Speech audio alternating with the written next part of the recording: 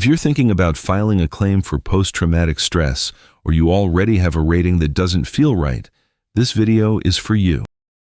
It's the whole claim in one place, what you have to prove, the forms you file, the exam you can't skip, and how the VA turns all of it into a rating. We'll go step by step, straight from the rules. How to prove your stressor. The 2 forms a post-traumatic stress claim requires. Why one exam is mandatory no matter what your own doctor writes, what each of the 6 rating levels means. How a 70 can pay you like 100, what to do if your condition gets worse, and what to do if they deny you. And the truth about the 2026 change you've been hearing about. This is the Veteran Field Manual. Plain English VA benefits, straight from the rules, with nothing to sell. Everything here's educational only. It isn't legal or medical advice, and the rules do change. If that's what you're after, subscribe, so the next chapter finds you. The VA gives post-traumatic stress disorder a code, 9411, and rates it with the same formula it uses for depression, anxiety, and almost every mental health condition. Getting service-connected is where it's different. The post-traumatic stress claim has 3 parts. A diagnosis that meets the medical standard, a medical link between your symptoms and an event in service, and credible evidence that the event, the stressor, actually happened. The VA states it plainly on its own eligibility page. 2 things have to be true. The stressor happened during your service, and a doctor has diagnosed you with post-traumatic stress disorder. Depression and anxiety carry no stressor requirement. This condition does. So that's where we start. The stressor is the traumatic event in service. Normally, you need evidence it happened. But the VA has 5 situations where your own testimony can carry it, or where other kinds of evidence count. The one that fits you decides what you need to prove. First, combat. If you engaged in combat with the enemy and your stressor is related to that combat, your own statement alone can establish it happened. It has to be consistent with your service, and there can't be clear evidence against it, no separate paper trail required. Second, fear of hostile military or terrorist activity. This covers things like incoming rocket or mortar fire, an improvised explosive device, an IED, or suspected sniper fire, and your response of fear or helplessness. If a VA psychologist or psychiatrist confirms that stressor fits your diagnosis, your statement alone can establish it. This one reaches many veterans who served in a war zone without being in direct ground combat. Third, a diagnosis during service. If you were diagnosed with post-traumatic stress while you were still in uniform and the stressor is tied to your service, your own statement can establish that the event happened. This one carries real weight because the diagnosis is already sitting in your service record. It shows the condition started during your time in, before you ever filed a claim. So, if post-traumatic stress shows up in your service treatment records, pull them, because that history is what qualifies you here. Fourth, prisoner of war. If you were held as a prisoner of war and your stressor relates to that captivity, your statement alone can establish it. Your prisoner of war status is already documented, and the VA recognizes what captivity does to a person, so it doesn't make you reprove the events. It reaches fewer veterans than the others, but for former prisoners of war, it's the most direct way to prove it. Fifth, military sexual trauma or personal assault. These often aren't in service records, so the VA accepts other evidence. Records from a counseling center, a doctor, or law enforcement, statements from family or fellow service members, and behavior changes after the assault, like a transfer request, a drop in work performance, or new depression or anxiety. Any of that can corroborate what happened. Find which of these 5 fits you, because it decides the evidence you gather. Once you know that, you're ready to file. Some veterans stop here, and they shouldn't. If your discharge was other than honorable, bad conduct, or dishonorable, you may not be eligible for disability compensation. But the VA names 2 ways to try to qualify. you can apply for a discharge upgrade, or you can ask the VA for a character of discharge review. Neither one is a guarantee, and both take time. They're worth knowing about because this matters for post-traumatic stress specifically. Misconduct that ends a career sometimes traces back to a condition that was never diagnosed. And for military sexual trauma, there's something separate from any claim. The VA provides free treatment for physical or mental health conditions related to military sexual trauma. You don't need to have reported it at the time. You don't need other proof it happened. You don't need a disability rating, and the usual length of service rules don't apply. That's care, available now, whether or not you ever file. The claim itself is VA Form 21-526-EZ, the application for disability compensation. You can file it online, mail it to the VA's intake center, or bring it to a regional office in person. That form covers any disability claim. For post-traumatic stress, there's a second form, and this is the one veterans miss. VA Form 21-0781, the statement in support of claimed mental health disorder due to an in-service traumatic event. The VA says on its own website that when you file your claim, you'll also need to fill this one out. This is where you describe your stressor, in your words. It's the form that carries everything we just covered. If you've read older guidance, you may have seen a second version, 21-0781A, for claims based on personal assault. That one was discontinued in 2024. Everything now goes on the single form, whatever the traumatic event was. Before you file, consider submitting an intent to file. It tells the VA you're coming, and it holds your effective date while you gather your evidence. Your effective date is what your back pay is calculated from, so an intent to file can be worth real money if it takes you months to pull records together. There's a bigger deadline if you're recently out. File within 1 year of separating, and your compensation can date back to the day after you left service. Miss that window, and it generally starts the day you file instead. For a veteran who waits 3 years, that difference is substantial. And if you're still in, you can start before you're out. The Benefits Delivery at Discharge program lets you file between 180 and 90 days before your separation date. You need a known separation date, and you have to be available for VA exams within 45 days of filing. It gets your claim moving, so the decision comes sooner after you take the uniform off. You don't have to do the paperwork alone. The VA will connect you with an accredited representative, often through a veteran service organization, and that help is free. If the paperwork is stopping you from filing, that's the call to make.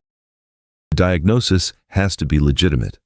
The VA requires it to conform to the Diagnostic and Statistical Manual of Mental Disorders, the DSM-5. If an examiner's diagnosis doesn't fit the manual, or the exam doesn't support it, the VA sends the report back to be corrected instead of denying you on it.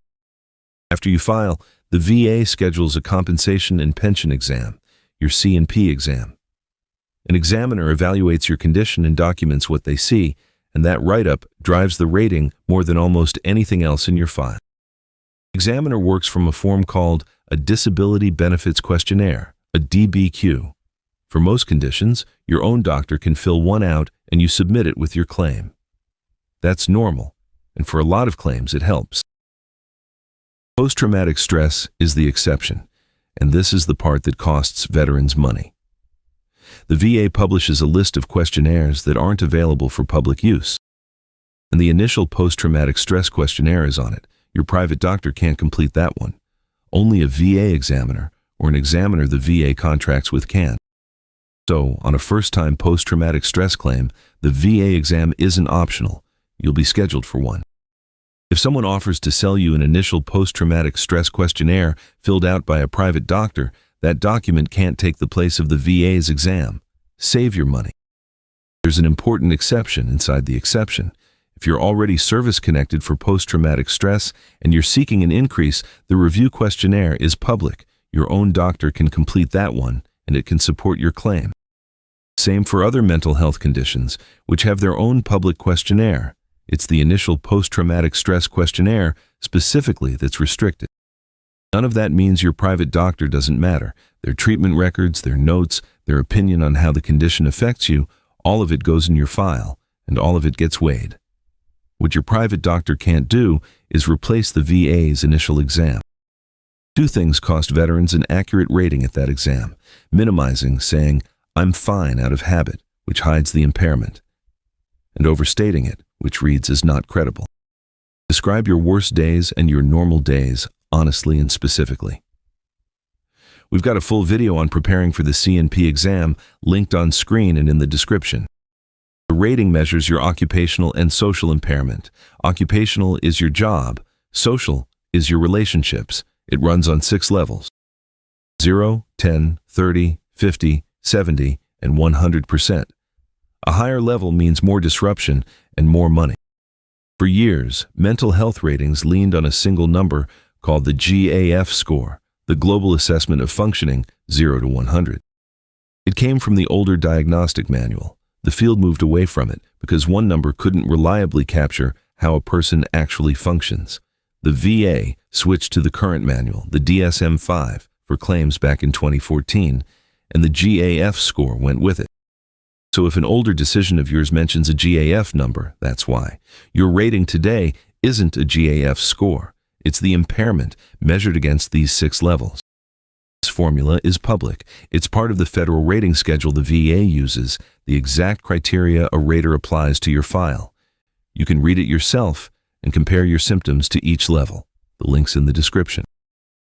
At 0%, the condition is diagnosed and service-connected, but the symptoms aren't disrupting your work or your relationships, and you're not on continuous medication for it. It's recognized, it just isn't costing you day to day. It still matters. It can be increased later if things get worse. At 10%, there are mild or occasional symptoms that dip your work, but only during periods of significant stress. The rest of the time, you're steady. 10% also applies when medication keeps the symptoms controlled. At 30%, a lot of veterans land here. You're generally functioning fine, with normal routine, self-care, and conversation. But the condition causes an occasional drop in work efficiency and short stretches where you can't perform your tasks. The VA lists examples: depressed mood, anxiety, suspiciousness, panic attacks now and again, trouble sleeping, and mild memory, slips like forgetting names. At 50%, the standard is reduced reliability and productivity. You're working, but the condition steadily lowers your reliability. The examples: flattened affect, panic attacks more than once a week, trouble with short and long-term memory, impaired judgment, and difficulty keeping effective relationships. At 70%, there are deficiencies in most areas at once: work, family, judgment, thinking, and mood. The examples name suicidal thinking, near continuous panic or depression, impaired impulse control, neglect of hygiene, and an inability to keep relationships. If any of that's you right now, call the Veterans Crisis Line, 988, then press 1. That number stays on your screen for the rest of this video. 100%, it's total occupational and social impairment. The condition has taken your ability to work and to be in relationships almost entirely. The examples are the most severe: gross impairment in thinking or communication, persistent delusions or hallucinations being a persistent danger to yourself or others, an intermittent inability to manage basic daily activities like hygiene, disorientation to time and place, and memory loss down to the names of close relatives or your own name. And one thing that stands apart from every rule in this video: if you're in crisis, you can walk into the nearest VA medical center and be seen. The VA says it doesn't matter what your discharge status is or whether you're enrolled in VA healthcare. Care first. The claim can wait. Across the 6 levels, the diagnosis never changed. What changed is how much the condition disrupts your life. Occasional at 30, reduced reliability at 50, deficiencies in most areas at 70, total at 100. At each level, the VA lists example symptoms. It's a list of examples, not a checklist. The rule says, such symptoms as, so those symptoms show what the level can look like. You don't need every one of them to be rated there. When your disability picture sits between two levels, the VA assigns the higher one if your overall picture more nearly approximates it. It's not a symptom count. It's which level your whole picture looks most like. Say a veteran has reduced reliability at work, low mood most days, memory slips, and pulls away from people. Some of that fits the 30 level, some the 50.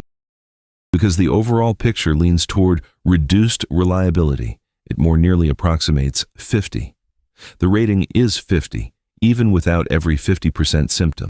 Your rating is based on all the evidence in your file, not one appointment on one day. These conditions rise and fall, so a good hour at your C&P exam doesn't erase the months in your treatment records. The VA weighs the whole record. The rule tells the rater to weigh how often your symptoms hit, how severe they get, how long they last, and how you hold up in the calm stretches. A period of remission doesn't erase the rating. A couple of good months on their own don't mean you'll be cut. The VA counts your social impairment, but it can't rate you on social impairment alone. Isolation matters, but the rating has to reflect the whole picture, work included. Both halves of the phrase, occupational and social, carry weight. If you're diagnosed with post-traumatic stress disorder, depression, and an anxiety disorder, you get one mental health rating, not three. One rating covers all of them together. The formula rates impairment, not diagnoses, and these conditions push on the same things: your mood, sleep, focus, and relationships. The VA rule against pyramiding means it won't rate the same impairment twice under different names. So your mental health conditions are evaluated together as one combined level. Still put every condition and every symptom in front of the VA. Not to stack ratings, but because the more complete the record of your total impairment, the more accurately that one rating reflects what you're carrying. Left out symptoms only weaken the record. The rating only reflects what's documented. An impairment that was never written down can't be rated, and this is the part you control. Two kinds of evidence carry the most weight: your treatment records over time, with notes on how the condition affects your work and relationships, and statements from people who see it. You, your spouse, a coworker, in concrete terms. Not he has anxiety, but he hasn't slept a full night in months and left 2 jobs over conflict. That record is what the rater weighs. There's a form for those statements. VA, Form 21-10-2-10, the lay/witness statement. It's what's sometimes called a buddy statement. Your spouse, a friend, someone you served with, or you yourself can use it to put an account in the record. Have them write what they've personally seen, in plain specifics. You don't have to be rated 100% to be paid at the 100% rate. If the condition keeps you from holding steady, gainful work, a separate benefit called TDIU, total disability based on individual unemployability, can pay you at the total rate. It applies when a service-connected condition leaves you unable to secure or follow substantially gainful employment. Generally, that opens up when your rating for the condition alone is at least 60%, or your combined rating is 70% or more with at least one condition at 40%. The pay matches a 100% rating. TDIU is its own claim, built on your work history and why the condition makes steady work impossible. We made a full video walking through how to file it, and it's linked on screen and in the description. If you're stuck at 70 and genuinely can't work, watch that one next. Post-traumatic stress often leads to other conditions. When a service-connected condition causes another condition, that second one can be service-connected too. The VA calls it a secondary and treats it as part of the original. Common examples: sleep problems and sleep apnea tied to the condition, reflux, and side effects of the medications you take for it, including erectile dysfunction. Each one can carry its own rating on top if a doctor connects it back to your service-connected condition.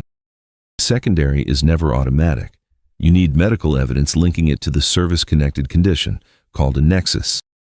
Not, I have this condition, so I get these, but a doctor connected this to my condition, so it's service-connected.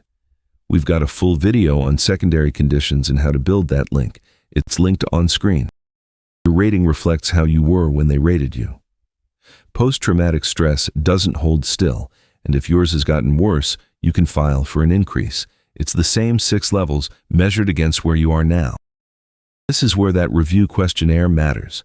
Because you're already service-connected, the review version is public, so your own treating doctor can fill it out and you can submit it with your claim. That's a real advantage you didn't have on the initial claim. Timing affects your back pay. If the VA can see from the evidence when your condition got worse and you file within 1 year of that date, your increase can be paid back to when the worsening happened. File later than that, and it generally runs from the date you filed. So when symptoms get worse, get it documented and don't sit on it. One thing to go in knowing: filing for an increase puts your condition back in front of an examiner, and that exam looks at your current level in both directions. If your records support the worsening, that's what the evidence will show. We've got a full video on filing for an increase, linked on screen. Denial isn't the end of the claim. The VA gives you 3 ways to challenge a decision, and picking the right one matters. A supplemental claim is for when you have new and relevant evidence the VA didn't have before. A higher-level review puts your same file in front of a more senior reviewer, and you can't add new evidence to it. A board appeal sends it to a veterans law judge at the Board of Veterans Appeals.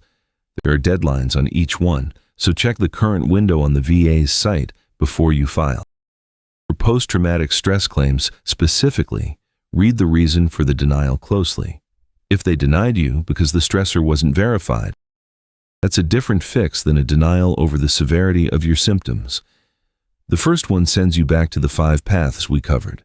The second one is about evidence of impairment. You've probably heard the VA is changing post-traumatic stress ratings in 2026. There's a proposed change to this formula, published in 2022.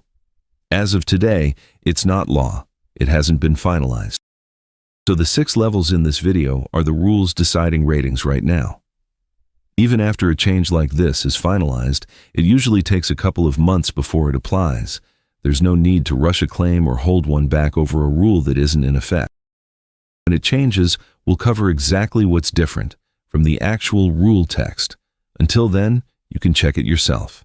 If it's still a proposal, it's not yet the law you're rated under. The VA can reduce your rating after you have it, but not on a whim and not on one bad exam. The rules set a real bar first. To reduce a total rating, the VA needs an exam showing material improvement in your condition, and it has to consider whether you actually improved under the ordinary conditions of life out in the real world, at work and with people. Not one good day in the exam chair. A sustained, documented chain. There's a related rule if post-traumatic stress was severe enough to end your active service. In that case, the VA must rate it at no less than 50% to start, then re-examine you within 6 months to set the rating going forward. That 6-month exam decides your baseline, so prepare for it the same way. The longer you hold a rating, the harder it gets to reduce. A rating held at the same level for 5 years or more gets extra protection from being cut on a single, less thorough re-exam. A stable, well-documented rating is more protected than veterans often fear. At 10 years, you get a stronger protection. Once service connection has been in place for 10 or more years, the VA can't take the service connection away unless the original grant was based on fraud or your service record didn't support it. Be precise about what that covers. They can still adjust the percentage if your condition improves. What they can't do after 10 years is undo the service connection itself. That's the whole claim. Prove your stressor through the path that fits your service. File the 21-526-EZ with the 210781. Go to the VA exam and describe your condition accurately. Then the rating comes down to impairment. How much post-traumatic stress takes from your work and your relationships. Document that and use the options that are there for you. The rest of the manual builds on this. How to file a claim, start to finish. The evidence that raises your level, the C&P exam, TDIU when you can't work, and the secondaries your condition can carry. They're all on the channel. Subscribe so the next chapter finds you, and take care of yourself out there.